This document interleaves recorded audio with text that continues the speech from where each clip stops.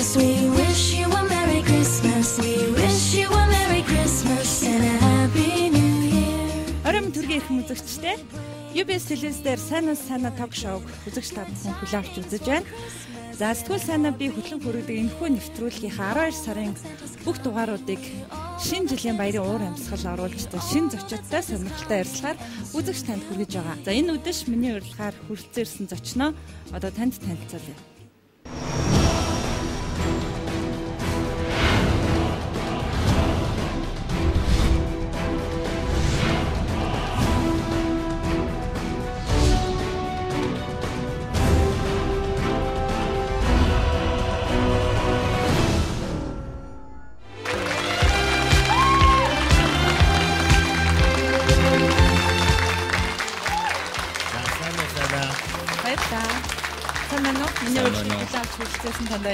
За баярлалаа.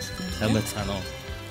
Энэ үдэш миний урилгаар соёл спорт аялал жуулчлалын яамны соёл урлагийн газрын дарга жүжигчин, продюсер Маханы Оргил өргөдөрлөө танд оройн төргий. Баярлалаа оройн юм.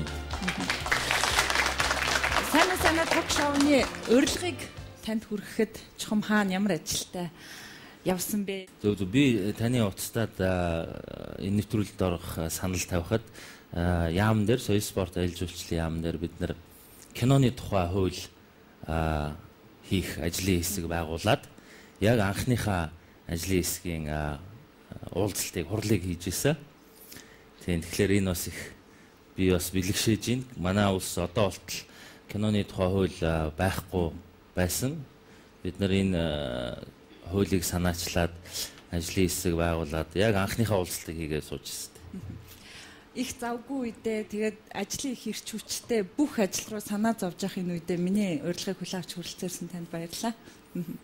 Тэгэхээр хэдэн жилийн өмнө BBC-ийн одоо захиалгаар дэлхийн хэмжээний бүтээл хийгдэх гэж байна. Чингис хаан киног хийх гэж байна. Тэгээ энэ Чингис хаан кинонд монгол жүжигчин тоглох боллоо гэсэн шууганыг тарьж байсан тэр үеийн оргил бол сүүлийн үед за яг ер нь урлагийнхан дундаа киноныхан дундаа бол хөдөлгөөнтэй байсан баха. Гэхдээ олон нийтийн хувьд бол ер нь их нам гүн байсан л да. Тэгээд оргил ер нь чухам ямар ажил амжуулж явсан бэ? За нэг олон жилээр ярих нь яг. Жишээлбэл одоо өнгөрөө одож байгаа 2012 онд жишээлбэл онцолж хэлвэл 2012 онд би сүүлийн 2-3 жил жоохон хувийн ажил амьдралдаа нэлээд анхаарсан. Сүүлийн 2-3 жил хамгийн сүүлд 2009 үлээ 10 онд нэг Оросуудтай 2-3 кино төсөл дээр хамтарч жүжигчнээр ажилласан. Тэгээд тэрнээс хойш одоо бизнес гэх үдэ хувийн тим юм 2-3 жил хөөцөлдсөн. Яг 2012 онд бол хөлбөмбөгийн би өөрөө бас хөлбөмбөг тоглодог, хөлбөмбөг их сонирхдаг. Тэгээд хөлбөмбөгийн ажил нэлээд хийсэн, хөөцөлдсөн. Нэг Монголын хөлбөмбөгийн багтай хамтарч ажиллаад менежментийн зохицуулаад бид нар гаднаас 5 тоглогч ацарж Монголын лигт тоглуулсан. Тэр манай тэр багийг дагаад бас зөндөө гадны тоглогч нар өөр багуудад 2 дугаар тойрогоос орж ирж байгаа зүйл харагдсан. Ингээд Монголд бас хөлбөмбөгийг жоохон хөгжүүлэх тал дээр ажиллалаа. За ихэнхдээ тэгээд нэг хувийнхаа ажил амьдралыг л хөөцөлтөөл явсан да. Тэгээд 3 сарын өмнө шинэ засгийн газар байгуулагдаад 3 сар гаруй өмнө байгуулагдаад соёл спорт аялал жуулчлалын яам байгуулагдлаа гэхээр асар их баярлсан. Тэгээ байжсэн чинь бүр ийм сайдаас ажлын санал ирсэн. Бүр их баярлсан. Тэгээд уул нь би яг кино урлаг руугаа буцаад орох гэж ирсэн. За ерөнхийдөө хүмүүстэйгээ яриад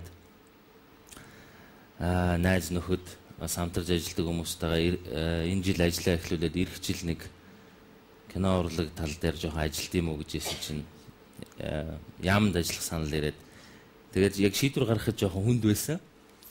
Тэгвэл ийм шинэ яам байгуулагдаад манай Монголд кино урлаг, телевизийн урлаг би бас энийг яамааргүй байна. Хамруулж хэлмээр байна. Хамтруулаад хөгжүүлэх тал дээр нөгөө миний бүх боддог зүйлсээ яг ажил болгох дээрээс нь их орондоо хөдөлмөрлөх ийм боломж олцсон. Тэгээд баярлалаад энэ шийдвэрийг гаргасан л да. 12 онд тиймэрхүү л ажил хийсэн юм байна.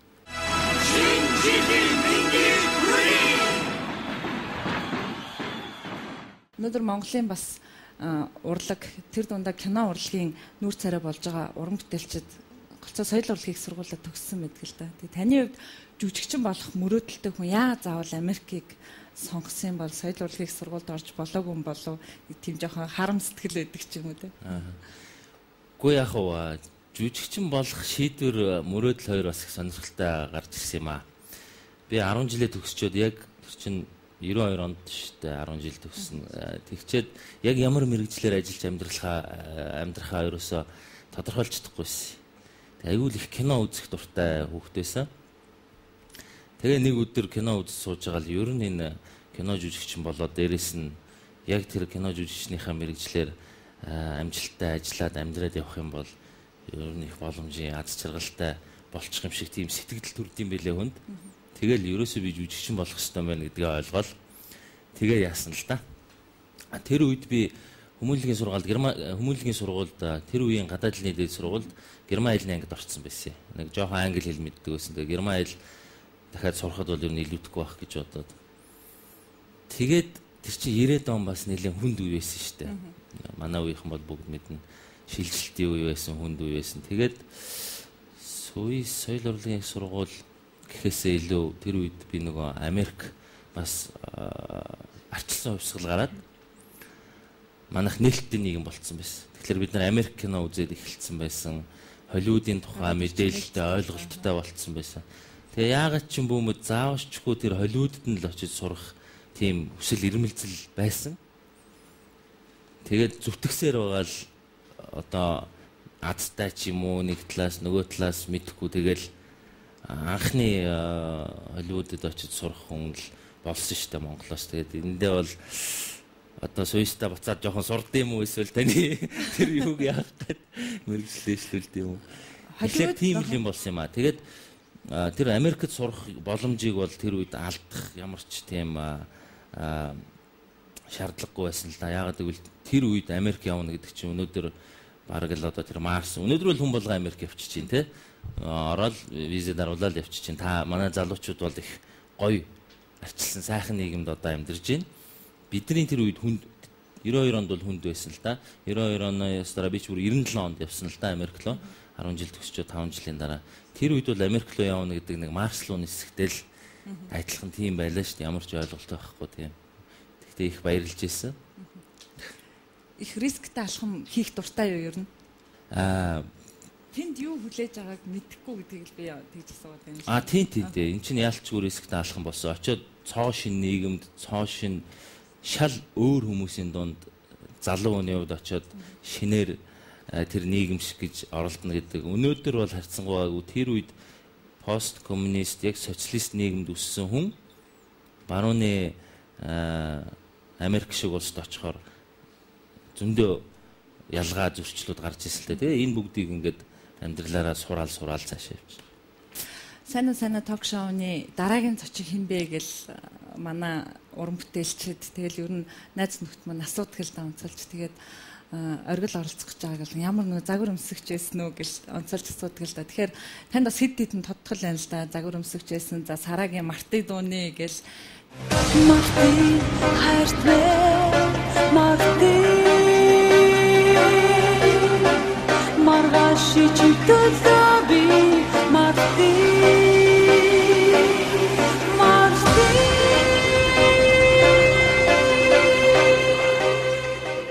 загвар өмсөгчийнхаа тэр үе рүү эргээд нэг дурсамж сөхий тийх үү? Тэгье. Би айгу дуртай байдаг шүү дээ. Нэг хиттэй байсан бэ анх ер нь загварын тайзан дээр гарахтаа. Загварын тайз чинь миний хувьд яг анхны тийм бас нүүр хагарах боломж олгож өгсөн байхгүй. Тайзан дээр гарна гэдэг чинь амаргүй явдал шүү дээ. Тэр тусмаа тэгээд цаашлаад жүжигчин болно. Тэр би яг тодорхой санахгүй байна. 94 он байсан юм болов? 94 он юм байна. Яг 94 он юм байна. Би найз нартайгаа явж итэл манай нэг найз барменаар ажилладаг байсан. Тэгээд тэр бармений зөөгч загвар өмсөх залуу байсан байхгүй. Тэгэл тэдний үйлчлэгийн газар очиход намайг чи загвар өмсөхгүй мүү гэж байнга яриад идэгсэн байхгүй. Тэгж жагаад нэг өдөр за ер нь сонирхоод үзье гэл дагаал очоод тэгэл тэр гоё 95-д нь шууд гудамжнаас яваал орсон шүү дээ. Тэр үед чинь тийм биеийн өндөр тэгээд бас өвөрмөц дүр төрх хидраас нөлөөлсөн. Тэр үед бол их сони ямар шалгуураар авсныг мэдэхгүй. Ямар ч намайг тэр нөгөө төвшин асан юу. Тэр сахалтай залуу ийшээ зогс гэсэн. Тэгэл сахалтай байсаар авсан юм уу эсвэл бас тэгээд яасан юм бүү мэд тэгэл. Тэр үеийн шалгуур бас их өвөрмөц байсан юм шүү. Одоо загварын ертөнцөө ингээл гаднаас нь харахад ямар байдгүй тань юу? Монголын? Бас ялгаагүй хөгжсөн. Тэ нийгэм хөгжсөн байна, кино урлаг хөгжиж байна. Загварынхан ч гэсэн одоо тэр үед миний сандгаар дээдлэн бид нэр Хөх хотл явж ирсэн шиг санаж байна. Зүгээр яг би оюутан Америкт оюутан болоод тэнд бас нэг жоохон тэр загварынхан юуг сонирхож жоохон ажилласан л да. Загварын нэг товчоотой. Одоо бол манайхан чөлөөтэй глобал болцсон ба шүү дээ. Дэлхийд даяар манай Монгол загвар өмсөгчд загвар үзүүлж байна. Энэ бол нөгөө арчлын ачаав ял та. Миний мэдж байгаагаар Нью-Йорк загвар өмсөгч нар байна, Монгол загвар өмсөгч нар Азар байх шиг байна те, Солонгос, Япон гэдэг. Тэгэхээр том алхам урагшаа хийцэн байна л гэсэн үг л да. Таны нэг ярьслахын дээр загвар өмсөх ажлаа хөшигний араас гарч ирэл хөшигний хардуур ортлоо нэг унчихгүйхэн шиг алхачвал тэгэл тэр бол өстой том амжилт гэжсэн. Яг өөрөө тэгж дүгэн тийм үгүй эсвэл энэ урлаг уу загвар? Тэр 94 онд чинь түрүүн биелсэн зүгээр явж байгаа л шууд тайзан дээр гарахаар чинь тийш тэр үеийн бичлэг зургийг одоо харах юм бол өстой бие барьцсан өмсөн зүйлс юм нэлээд инээдтэй л харагдах байна. Таны яг одоо эрхэлж байгаа ажилд энэ хамаарах уу юм? Энэ салбарын хөгжил? Урлаг гэдэгт загварынх орно штэ. Тэр бүтээл, урлагийн бүтээл учраас тэр хүмүүс оюуны юугаа гаргаад, дизайнаа гаргаад үндэсний гой урлагийн бүтээл хийж гин, үндэсний хувцас загвар хийж гин тий. Орно.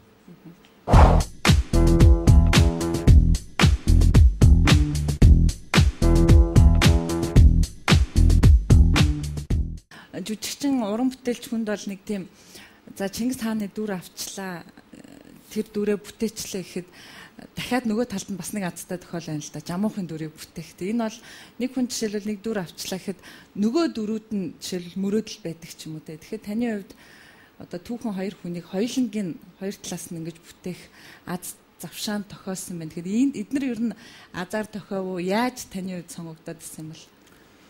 Уу яг хөө ингээл мэргэжлэрээ ажиллаалахад хүн жоохон туршлагаж байна. Дээрээс нь ажлын цар хүрээ жоохон өснө, өргөжин. Тэр утгаараа л ийм боломжууд гарч ирсэн юм л да. Би Америкт дээрээс нь гадаад харилцаа их чухал. Одоо манай залуучууд бүгд хэлтэй устай болж байна. Энэ бол маш сайшаалтай. Давуу тал тий. Хэлтэй бол хөлтэйгээд манай монголчууд ярьдаг. Тэр утгаараа нийгэм нээлттэй болол BBC гэдэг том телевизийн Монгол магнат компани Монголд орж ирсэн. Хизэн Чингис хааны тухай кино хийнэ гэдэг толгой нь BBC байсан. Цаана Discovery Channel гэдэг Америкийн компани байсан. Бас нэг жижигхэн оролцогч нь Германы нэг телевизийн том компани байсан. Тэгээ эдгээр Монголд судлаад ер нь Монгол зураг авах нь зөв юм байна гэдээ Монгол жүжигч дотроос сонгон шалгаруулалт явуулсан л да. Тэр зарынхан дагуу би очсон. Тэр үед би хүсэл эрмэлзэл ихтэй байсан боловч жоохон туршлага дутуу байсан юм шиг санагддээ. Одоо би өөрийнхөө юмнууд шүмжлэлтэй хандах талаас байдаг юм шүү амаа. Хүмүүс гоя хаваагүй болсон шүү дээ. Нөгөө гэрчиг устгах гэдэг киног бас тэгдээ. Би нэг Америкт төгсч ирээд шууд энд нэг кино хийжсэн анхны Монголын акшн кино. Тэрийг бас хүмүүс гайгүй болсон гэж яриад байдаг. Би болохоор жоохон санаа зовоод. Тэгээд 7 удаа намайг шалгаж үзсэн. Тэгэл сүүлд нь за та ингээд тэнцлээ айл гэж хэлсэн шүү дээ. Сонгон шалгаруулалт авдаг хүн нь бүр Америкаас ирсэн л дээ. Стивен Спилбергийн багмагт ажиллаж исэн тийм мундаг хүн байсан л дээ. Полш гаралтай эмэгтэй байсан. Тэр нөгөө тал дараа нь надад хэлсэн. Нөгөө талд нэг өвөр Монгол хятадын жүжигчин байсан юм бэл. Ингээд энэ хоёрыг ингэж жагаад Америк англичууд нь намайг сонгоод германууд нь нөгөө хятад хүнийг сонгосон л ягаад ингээд намайг сонгосон юм бэл.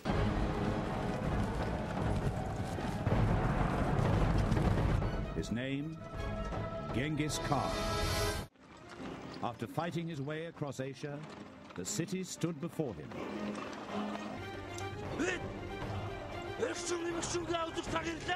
I told them one tribe was like a single arrow, easily broken. But many tribes together would be strong. Stood poised to conquer Europe. The largest land empire ever known to man.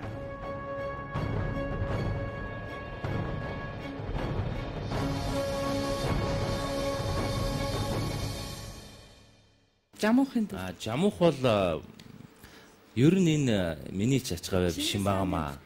Энэ бол бүтээсэн нь харагдаад дараагийн санал ирсэн гэж ойлгож байгаа. энэ бол нэг миний ачгаа биш юм байгаа. Энэ зүгээр гол нь манай нөгөө агуу түүхийг л дэлхий дахин сонирхож эхэлсэн бидний нээлттэй болсны л ачгаа юм. 800 жилийн болсон шүү дээ их Монгол улс байгуулагдсан. Тэрний ойн арга хэмжээ хүрээнд якутууд өөрсдийгөө бас Монгол гаралтай гэж үздэг. Тэр нь ч үнэн. Бид нар Эцэн Чингис хааны тухай кино хийх хүсэлтэй байна гэд тэгээ Монголд бас ирсэн. Тэгээд надтай уулзаад тэгэл надаа бас жамуух тоглох тийм санал тавьсан. Киноны хэсгүүдээс би таны яг аль биесны сайтаар орж үзсэн л дээ. Тэн дээр яг таны дуу хоолойгоор эсвэл дуу оруулсан жүжигчд нь тустай юу? Та даваа орсоор ярьж байгаа нь уу? Орсоор ярьж байгаа нь орч жүжигч оруулсан. Видишь, чего добился? Готов отдать жизнь за свой закон! У меня тоже есть закон! Я братьев не убиваю!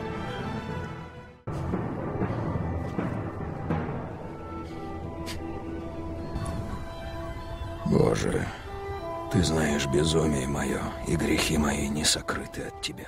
Нэвтрүүлгийн урилгыг хүрэхэд их чухал ажилтай байсан киноны тухай хуулийг боловсруулж байгаа юм байна. Тэгэхээр Монгол кинонд ийм хэлбэрийн хувьд дутагдaltaй зүйл байсан уу? Юу болохгүй байсан тийм ээ? Одоо өнөөдрийн манай Монголын кино урлагийн талаар таны үед яаж харж байна? Манай Монголын кино урлаг аюу сайн хөгжиж байгаа, явж байгаа. Гэхдээ биднэрт нэгдүгürt бодлого байхгүй байгаа. Хоёрдугаарт эрх зүйн орчин бүрдүүлэх шаардлагатай тийм нөхцөл байдал үүссэн байгаа. Гуравдугаарт дид үтц ерөөсөө байхгүй байгаа. Кино урлаг өөрөө дид үтцгүй хөгжихэд аюу хүндрэлтэй. Нэг камер аваад тэрний хүндэр үнэтэй байдаг. Тэгэл одоо нэг студи байгуулагдал нэг камер аваад тэгэл кинонд зарцуулаад кинонд тэрнээс илүү бараг 5-10 дахин их мөнгө зарцуулагддаг. Ингээд эргүүлээд нөгөө киногоо үзэгчдэд хүргэх гэхлээр борлуулах зах зээл нь байдаг. 2 кино театртай, 2-3 кино театр. Ингээд тэр хүний кино хийх хүслийг энэ бүх сөрөг нөхцөл байдлууд дарчдаг. Гэхдээ манай уран бүтээлчд хийгээл яваад байгаа л да ихэнхдээ хувийн хвшлийнхаа. Тэгэхээр Монголд нөгөө дид үтцийг хөгжүүлэх хэрэгтэй. Дид үтц гэж юу юм бэ гэхээр том кино үйлдвэр барих хэрэгтэй. Тэр кино үйлдвэр чинь нэг хүний өмч биш зүгээр улсын хувийн хвшлийн хамтарсан ийм цогцлбор бүтээл болоод юу гэж ярьдаг. Энэ нэг тийм цогцлбор юм л да. Үйлдвэр энэ чинь өөрөө үйлдвэрлэл байхгүй. Яг бас бизнестэй бас холбоотой тэгсэн мөртлөө их том урлаг, кино урлагт бүх урлаг орчдөг. Жүжигчид, дуучид, нүүрүүд, дизайнерууд, дээрээс нь тэгэл жолооч, орчуулагч, туслах ажилтнууд ингээд өөрөө асар том бизнес дэлхийд явж байгаа. Гэхдээ бид нэр олон улсын төвшөнд гарахын тулд эхлээд Монголдоо кино урлагийг манай хуучин мундаг кино урлагтай байсан шүү дээ. Тэр шиг болгох хэрэгтэй.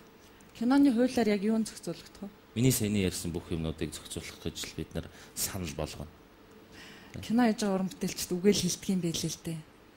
Тийм шүү дээ. Манайх ивент итгэж болохоос эхлээл. Тийм, манайх одоо бүх залуучууд кино үзэх дуртай шүү дээ, тийм ээ. Би жишээлбэл хувьдаа багадаа яг кино урлагаар хүмүүжиж өссөн байхгүй юу? Тэр үед манай Монголын их мундаг гоё кинонууд гардаг байсан. Бид нэр тэр кинонуудаар эх оронч сэтгэлгээ биднэрт суудаг байсан. Монголынхоо гайхамшигтай гоё байгалыг бишрэх тийм сэтгэлд өрдөг байсан. Тэр соёл, урлаг, соёлын өв, түүх энэ бүх юмаа бид нар кино урлагаар дамжуулж, кино урлаг чинь телевизийн урлаг бас энэ норн штэй. Телевиз дотор киноны алба гэж байдаг тийм ээ. Иргэддээ ингээд хүргээд зогсохгүй олон улсын төвшөнд миний саяны бүх ярьсан юмыг сурталчилж яадаг. Бүр цаашлал төрийн бодлого, улсын гадаад харилцааны бодлого ба өөрийнх нь араа эрцгийн бодлого хүртэл кино урлагтай холбоотой байх хэрэгтэй байдаг байхгүй. Ийм хэмжээнд улс нь кино урлагаа анхаарч явах хэрэгтэй. Ялангуяа манай Монгол шиг ийм нийгэмд цөөхөн хамтаа хоёр том гүрний дунд байдаг. Том уужим орон нутагтай талбайтай. Тэгэхээр бид нар сайн зам барих хэрэгтэй мэдээж. Аж үйлдвэрийн зохицолборууд барих хэрэгтэй, зайлшгүй хэрэгтэй. Гэхдээ соёл урлаггүйгээр цэежин хоосон толгой харахгүй байх юм бол бид нөгөө Монгол гэдэг мөн чанараа алдаж эхлэх байхгүй. Яг гэвэл Монгол гэдэг мөн чанар манай соёл урлагтай л холбоотой. Энэ бүгдийг илэрхийлж явах, сурталчилж явах, ард түмэндээ хүргэж явах, ирээдүгөө хүмүүжүүлж явах том зэмсэг нөөрөө кино урлаг байхгүй. Тэгэхээр ийм чухал урлагаа бид нар 20 гаруй жил ингээд хаягдуулсан яваад гэсэн байна л да. Бодлого нэгэнт боловсруулж байгаагийнх нэг зүйлийг сануулхад одоо бид нар бол жинхэнэ одоо нэг хүүхдийн кино үзэж өссөн хүмүүс л дээ тийм сэтгэжсмээр нэг тийм хүүхдийн мөрөөдөлтэй байх. Гэтэл өнөөдөр бидний хүүхдүүд хүн алз Batman эдэр үзэл байх юм. Тэгэхээр одоо хүүхдүүдтэй зориулсан бүтээлийг бид нар өөрсдөө их хэвээр гаднаас оруулж ирж байгаа бүтээлүүдээ бас бодлоготой оруулж ирж явах хэвээр. Тий. Бид нар өөрсдөө их хэвээр. Тэгэд эх жил хийх төлөвлөгөө бидний бодож байгаа төлөвлөгөө юу вэ гэхлээр Монгол үлгэр гэдэг хөтөлбөр боловсруулъя. Энэ бүх үлгэр Монгол Бэтменийг гаргаж ирээ л да. Ингээд энэ дотроос үндэснийхээ хүүхдийн брэнд баатруудыг гаргаж ирээ. Тэрүүгээр кино хийн, Google-тэй кино хийн, хүүхдийн кино хийх хэвээр, Google-тэй кино хийх хэвээр, ном гаргая, DVD болгоё, хөгжим болгоё гэсэн тийм бодолтой байгаа. Уран бүтээлчдийн дотор бол ийм санаа байдаг юм шиг байна. Даадаглал өөрсдөө эцэг эхчүүд учраас үр хүүхэд маань бидний бас баг залуудаа үзчихсэн тэрийг үзээсэй гэсэн бодлоо байна. Тэгээ нөгөө хийхээр хүүхдийн кинонд борлуулагддаггүй. Тэгэл нөгөө цаана эдийн засгийн мөнгөтэй холбоотой байдаг. Тэгээ эн чинь тэгэхээр нөгөө миний яриад байгаа кино урлаг ба соёл урлагчийн өөрөө өнөөдрийн ийм инновац их гарч байгаа ийм том задгаа глобалчлж байгаа нийгэмд зайлшгүй мөнгө зах зээлтэйгээ холбогдож байгаа хэрэгтэй байхгүй. Гэтэл өдий болтол манай соёл урлагийнхан нэг авиастай хүмүүс байж болно. Нэг авиастай уран бүтээлчд байгаад байдаг. Тэгвэл уран бүтээл хийчээд тэр нь хаашаа яаж явах гэдгээ боддгоо. Зах зээлтэйгээ холбож чаддгоо.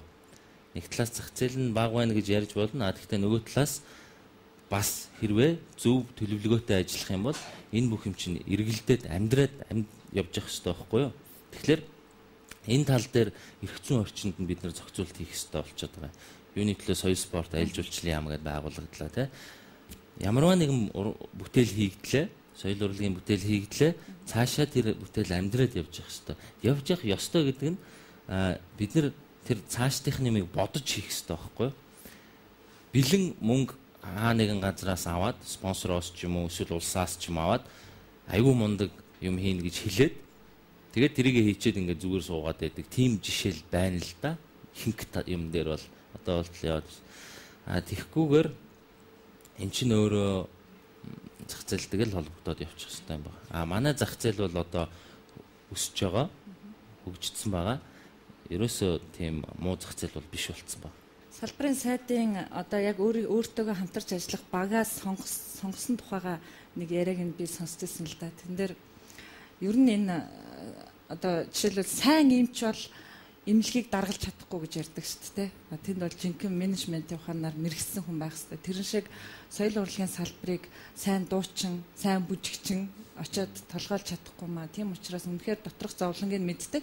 Тэгсэн хэрнээ бичиг цастай, зурлах чадвартай, бодлого боловсруулах чадвартай гэж үздсэн хүмүүсээ ер нь багтаа бүрдүүлж байгаа. Тэгэхээр тийм шалгуур таны хувьд тэнцэжтэй. Тийм хүмүүсийг багтаа бүрдүүлж байгаа гэсэн ярилцлага өгсөн юм уу? Би тэгэхээр их муу жүжигчл болж тарлаа да одоо.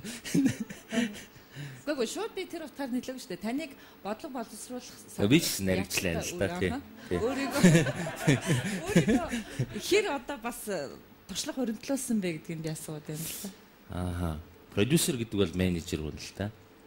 Би нэлээд олон улсын бөгөөд нөгөө Америкт сургуульд төгсөж ирээд анхны акшн кино хийсэн. Тэрэн дээр продюсерээр ажиллаж байсан л да.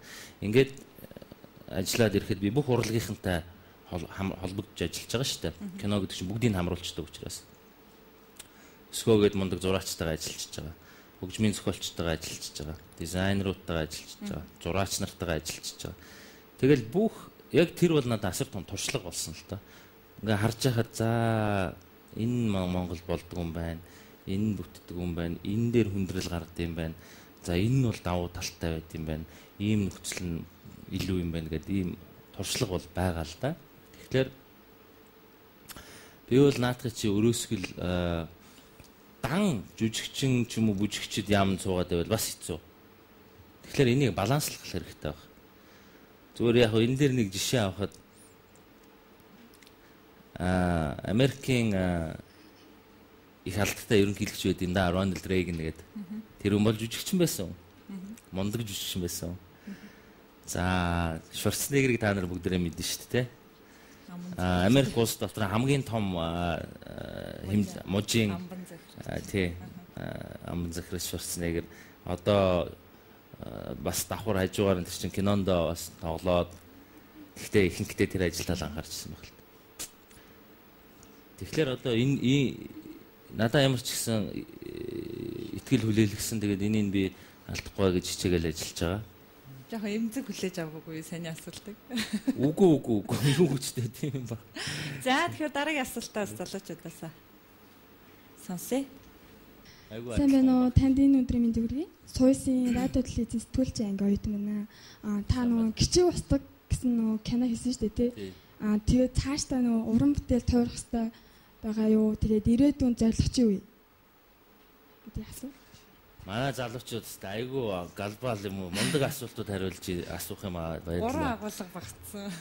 За түрүүн би яриандаа хэлсэн уул нь киногоо хийх гэжсэн юм санал, ажлын санал ирсэн. Одоо яамд ажиллаж байгаа болохоор зав байхгүй. Ирээдүйн том зорилго гэвэл энэ киноны тухай хуулийг санал болгоод батлуулах. Мөн Монголд киноны урлагийн кино ба телевизийн урлагийн дид үтцийг хөгжүүлэх. Тэр нь зүгээр хэлбэрхнаар хэлэхэд кино ба телевизийн урлагийн том олон улсын хэмжээний үндэсний үйлдвэрлэлийн төв байгуулах. Цогцлбор төв гэж нэрлэж болно, парк гэж нэрлэж болно. Тинчээ ийм кластер маягаар ингээд хувь ба төрийн хвшил хамтарсан болно. Энэ бол ерөөсөө чөлөөтэй зах зээлийнхаа юугаар яваад соёлын бүтээлч үйлдвэрлэл явагдаж идэг ийм цогцлбор бүтээх бол бас зорилго гэж хэлж болно. Гадныхаа яг манай зах зээлийг хэр сонирхож байна юу? Сонирхолгүй яах вэ? Сэдвийг л аваад ах шиг байдгийн. Тэрнээс яг манай зах зээлийг гадныхаа сонирхоод ирдэг. Нөгөө дид бүтц байхгүй болохоор тэгээд хятад руу яваад өгдөг байхгүй. Жишээлбэл Бодров гэдэг хүн нэлээд хэдэн жилийн өмнө Селянов гэдэг продюсертайгаа 10 сая евро босгоцсон. Чингис хааны тухай кино хийя гэдээ иржсэн. Миний зүгээс бол би тэр үед орон тооны бус зөвлөхөр ажиллаж байсан. Боловсрол соёлын шинжилгээ ухааны сайдын цагаан гоо.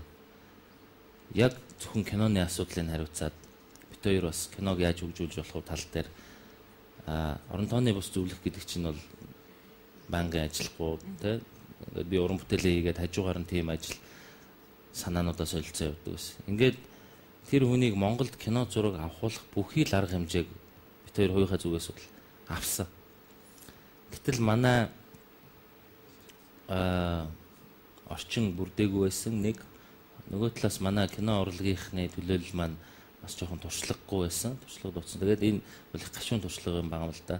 Ийм сайхан санаатай хүмүүс их том мөнгө босгочоод ирэхэд бид нар тэрийг ажил болгож чадаагүй.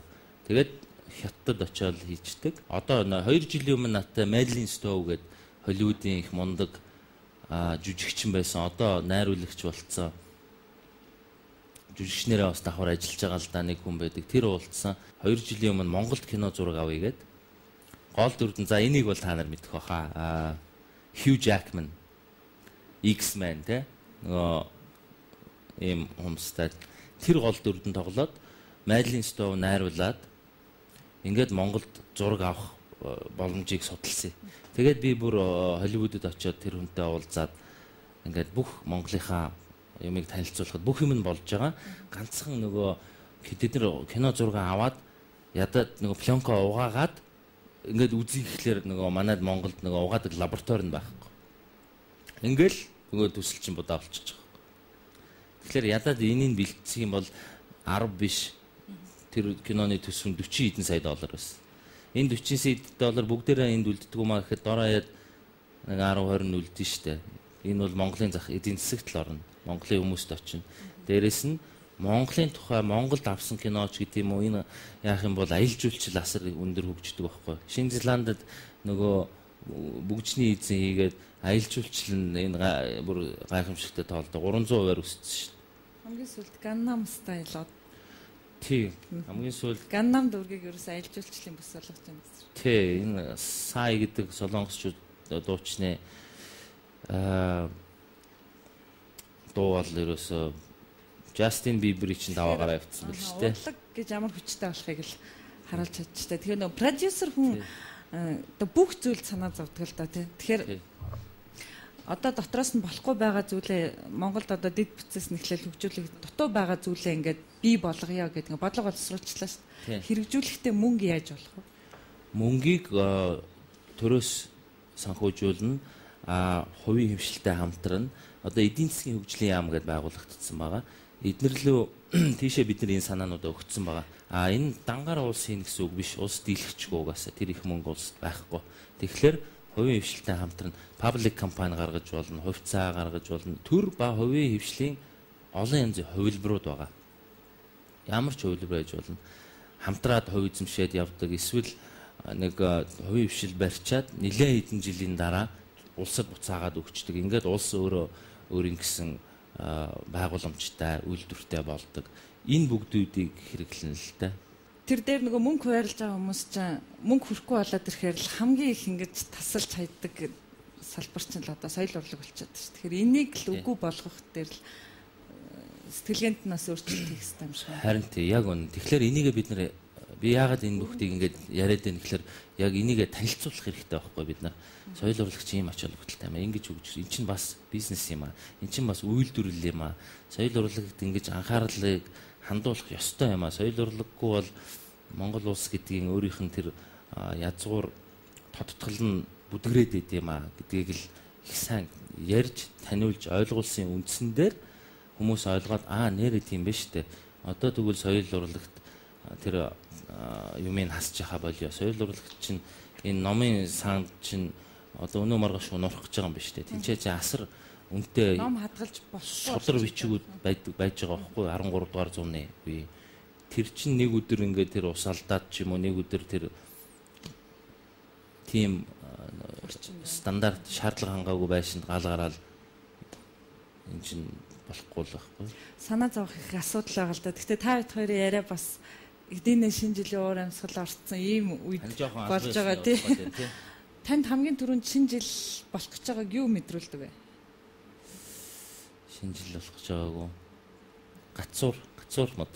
Чимэглэл юм байна тий. Надад бол нэг шинэ жилийн дуугаар чимгэлсэн тийм телевизэн реклам айгуу санаанд оруулдаг шүү дээ. Тий би өчтөр нэг жил боллоо гэдэг. Тий миний хамгийн анхны мэдрэмж би өчтөр оюун гэрэл сайд руу уцаар залахгүй. Гэсэн чинь юм шинэ жилийн ая утсан дээр. Хайдон дээр. Тий тэр хамгийн ихний мэдрэмж байсан. Шинэ жилийг гэр бүлтэйгээ хамт өнгөрүүлдэг. Тий гэр бүлтэй. За тэгэхээр та хоёрын ярилцлагыг яг дэрэгдээс нь үзэхээр манай радио телевизэн дэд сургуулийн яг сэтгүүлчийн чиглэлээр суралцж байгаа ирээдүйд бас телевизийн уран бүтээлчд болох залуучууд хүрэлцэн ирсэн. Тэгээ залуучуудаа бас зочдтой маань ярилцаж хүссэн асуултаа асуухыг хүсэж байна. Сайн байна уу? Соёл урлагийн сургуулийн бүрэлдэхүүн радио телевизийн сургуулийн сэтгүүлчийн анги оюутан байна. Амин хувийн асуудалтай ажил мэргэжлийн нэр төрөө ашиглах нь хэр их байдаг вэ? За төрийн албан агчид их чухал асуулттай. Амин хувийн ажил гэдэг яг ямар? Амин хувийн асуудалтай ажил мэргэжлийнхаа нэр төрийг ашиглах нь хэр их байдаг вэ? Би энэ хоёрыг шал тусад нь салгаж яадаг л да. Ажил дээр очихоор ажиллаа гэгээд амин хувийн гэртээ байхаараа ч юм уу гадуур яхаараа тустай байдаг. Тэгэхээр ерөөсөө ашигладаг гэдэг хариулт зохгүй. Тийм. Төрийн албан агчид их чухал асуулт тайлаасаа. Амин Монгол болон өнгөрсөн биз дээ. Яасан ус. яг энэ асуултан дээр бүр илүү эсрэгээрээ би сая зөндөө юм ярьлаа шүү дээ. Ингээд ингээ уран бүтээлчийн хувьд ийм ажил хийж исэн гэдэг утгаараа ажилдаа өөрийгөө тий ажил дээр ингээд одоо би энэ ажилд ороод за ингэх ёстой мэн тийх ёстой мэн ийм хийвэл зөв юм байна гэд ингээд ажиллаад явж байгаа л да. Манайх чи соёл урлагийн бодлогын хэрэгжилтийг зохицуулах газар гэж байгаа их урт нэртэй. Ер нь товчхондоо соёлын газар л гэсэн үг байхгүй. Тэгээд судалгаа хийгээд бид нар ажил аваад зөндөө харьяа газруудаараа явж танилцлаа л да. Музейнүүдээр явлаа, кино үйлдвэрүүдээр очлоо, номын сан дээр очлоо. Тэгэхээр үнэхээр жоохон хүндхэн хэцүүхэн болцсон байдیں۔ Бүх салбар бол хүмүүс илүү киноны тал руугаа ч юм уу, илүү тэр загварын тал дээр над руу хандах гэдэг л дээ. Тэгэхээр эсрэгээрээ ийм хандлага гардаг уу гэхээс биш.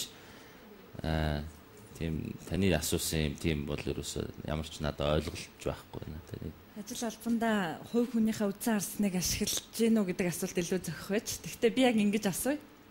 Таны хувьд өмнө нь яг энэ газрыг толгойлж исэн бас энэ салбарын зовлон жаргалыг мэдэх хүмүүс бас байсан л да. Гэхдээ таны энэ албан тушаалд ирэхээс өмнө магадгүй хөндлөнгөөс нь энийг хараад тээ. За энийг ингээд хийчих болдгүй юм бах та.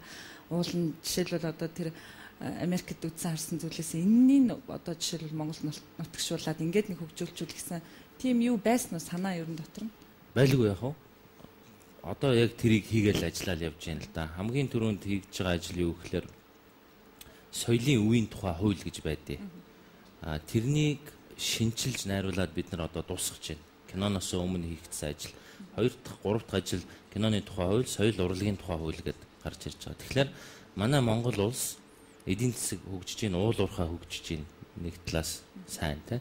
Нөгөө талаас муу юм бас байгаа. Юу гэхээр нөгөө манай соёлын өв болох археологийн олдурууд сүрэх магадлал эрсдэл өндөр байдаг байхгүй. Энийг соёлын үеийн тухай хуулиар бид нар зохицуулж байна.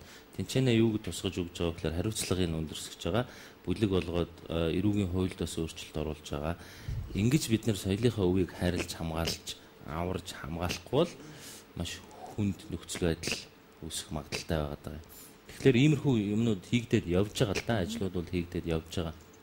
Энэ дээр бид нар Өмнөд Африкийн соёлын өвийг хамгаалах тухай хуулийг жишээ болгож айгүй их санаа авсан. Яагаад гэвэл яг манайхтай адилхан тийм нөхцөл байдалтай байсан.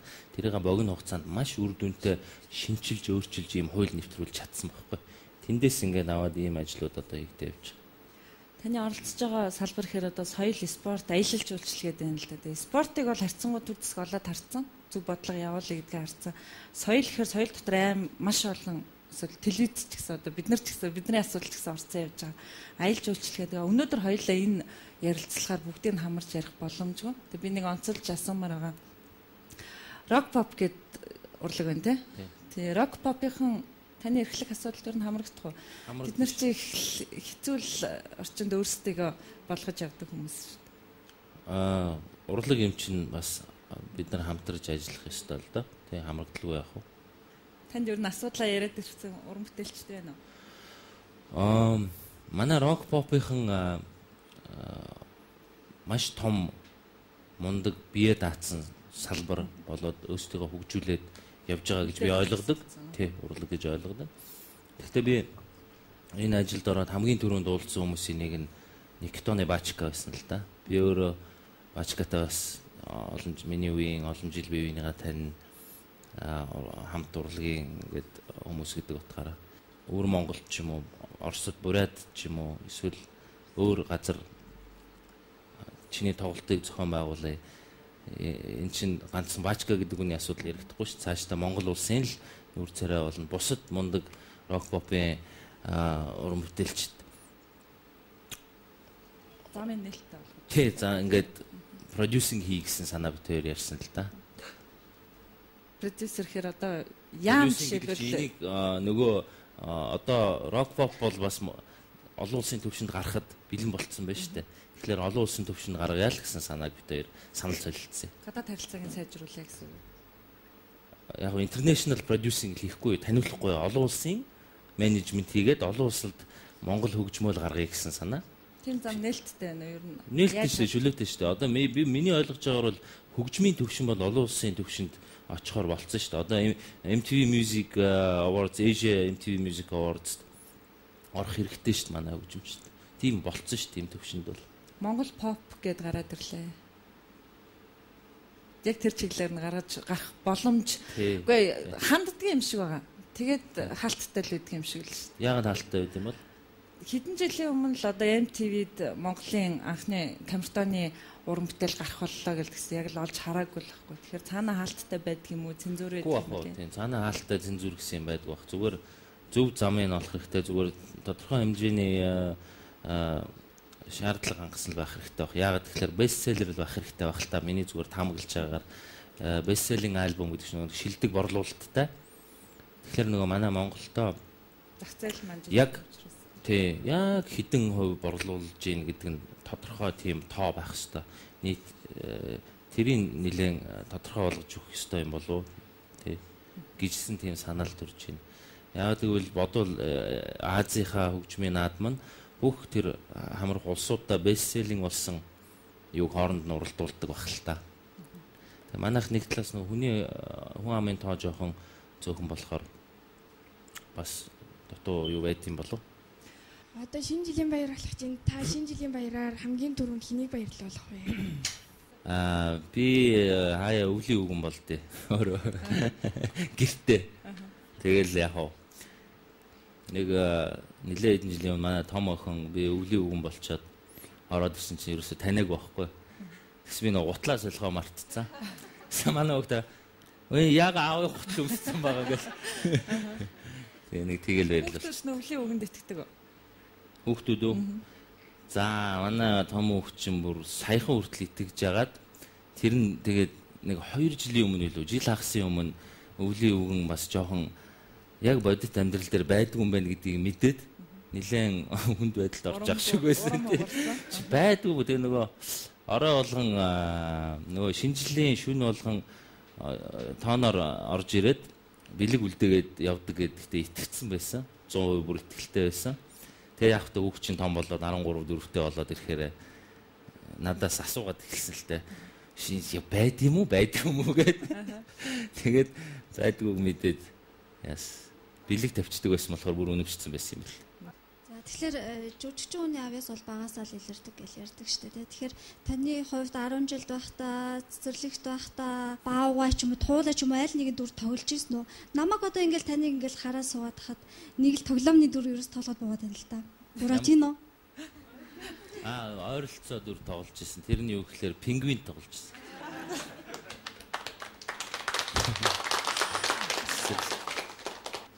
Соёл урлагийн арга хэмжээнүүд би нөгөө тим их эсвэл самдгүй юм уу ерөөсөө тэр нэг цэцэрлэгт байхдаа нэг пингвин олж ирсэн тэр зураг л байдیں۔ Тэрийг л сандээ. Ингээд 4-5 пингвин зэрэгцээ зогссон юм толгоон дээрээ юм урт хамар шиг юм малгай өмссөн костюм өмссөн. Би зүгээр 10 жил бусад юундээ нэг спорт илүү юутай байсан. Спортын тал дээр л бүхэл багийнхаа шигшээд ороод ингээл явдаг байсан. Тэгэхээр тэр тал руугаа тэр нөгөө нэг дандаа юмны бас жоохон хүсэл эрмэлзэлтэй нэг тийм л байсан. Тэрнээс яг түрүүний ярьсан шиг соёл урлагийн талын анхны мэдрэмж бол ерөөсөө нөгөө Ньютоны толгой дээр яавлаг ундаг шиг тап гэл яг тэр кино үзэж байгаа л гараад ирсэн байхгүй юу?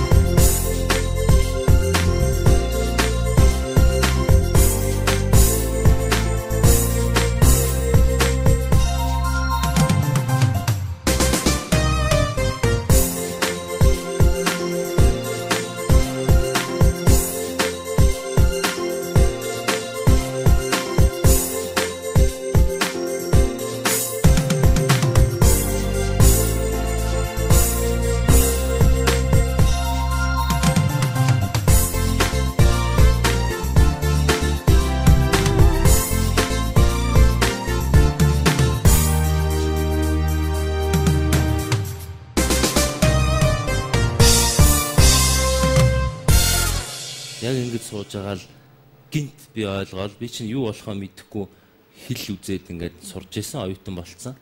Тэгэл их сонин тэгэл гинт ороод ирд юм бэлээ.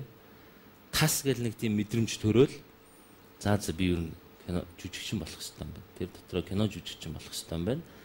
Ингээд яг та тэр үед жоохон юм хаалттай нийгэм байсан шүү дээ. Тэгээд хүмүүс нь ч би одоо зүгээр дотроо тэгж боддээ.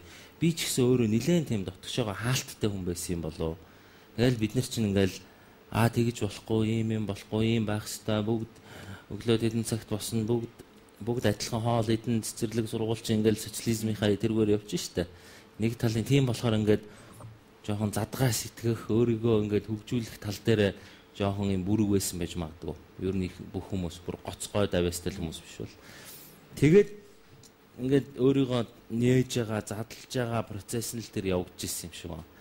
Тэгэл нэг өдөр ерөөсөө би чи өөртөө тэгж хэлэх зоригтой болж болсон байгаа байхгүй юу? Өмнө нь бол жүжигчин болно гэдэг чинь бас том зориг штэ.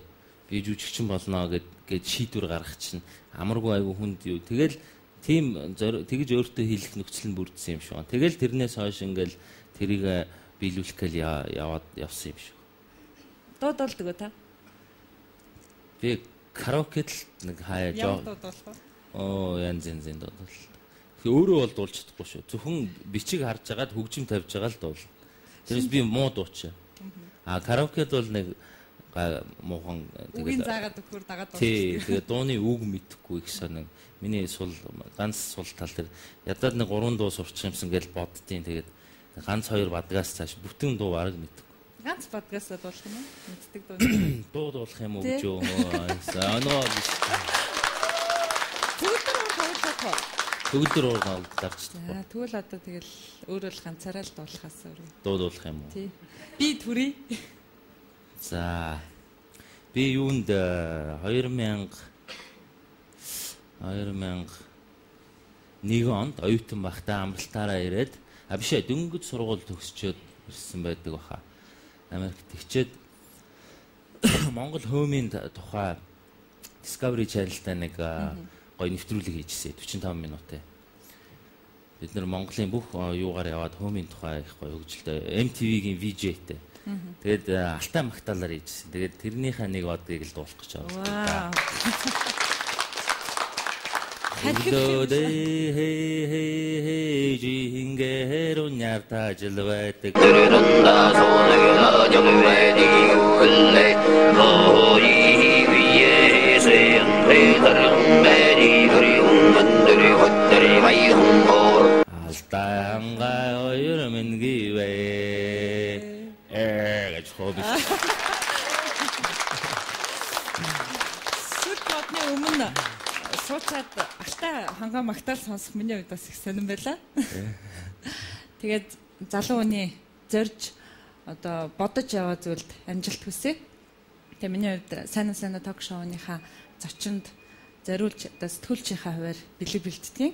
Тэгээд сэтгүүлч хүний байнгын хань бол үзэг сайн уу сайнаа гэд тодтогд бичсэн энэ үзгийг тэмдэглэлийн дэвтрийн хамт зочиндоо бэлгэлдэг юм аа. Тэгээд залуу хүний хувьд дээрэс нь одоо бас төрийн бодлого тодорхойлцож байгаа хүний хувьд бол тэмдэглэлийн дэвтэр их чухал ах. Их олон ажлын чинь төлөвлөгөөний нэг хэсэг миний дэвтэр дээр үзгээр маань бичигдэх юм бол миний одоо бэлэгний үндсийн оршин танд амжилт хүсье. За өстөө баярлаа.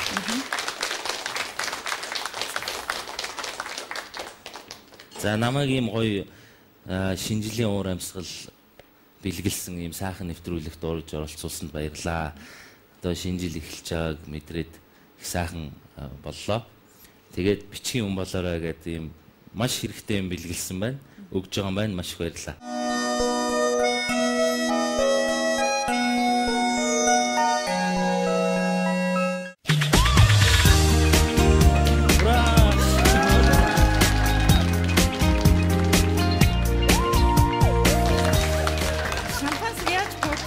Тэр жилийн өнгийг бас тодорхойлж болдго юм гэсэн. Их дуу чимээтэй олон хүнийг зочоосон болохоор тийм сүрпризтэй. Их хурц жил болох юм болоо. Эрэг талаараа. За таныг бас ерөөлийн үг мэдчилгээ хэлээсэй гэж бодож байна. Шинэ жил гэдэг сайхан баяр хар багасаа хүүхэд байхасаа л бид нар хамгийн дуртай байсан баяруудын нэг. Тэгэхээр энэ баяраараа та бүгд гэр бүлийнхэнтэйгээ найз нөхдөдтэйгоо сайхан тэмдэглээрэй. Тэгээд 2013 онд Монгол улс маань улам их хөгжиж мандан бадрах болтугай. Шинэ оны минь төргий. Шинэ оны минь.